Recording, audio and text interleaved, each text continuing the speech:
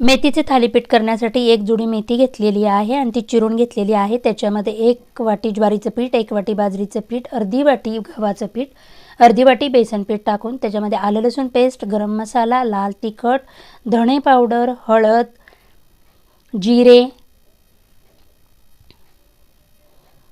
ओवा, पांढरे तीळ, कोथिंबीर, चवीनुसार मीठ हे सर्व आपण टाकून एकजीव करून घेऊया आणि थोडे थोडे पाणी टाकून आपण हे पीठ मळून घेणार आहोत। एक 10 मिनिटांसाठी त्याला झाकून ठेवणार आहे।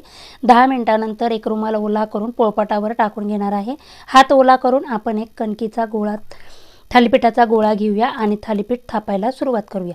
आपले थालीपीठ थापले गेले त्याला होल करून घेऊया। गॅसवर मी तवा गरम करायला ठेवलेला आहे। तो तवा गरम झाला की आपण त्याच्यावर थालीपीठ टाकून कढईने तेल सोडून घेणार आहोत। 1-2 मिनिटांसाठी झाकण ठेवणार आहोत।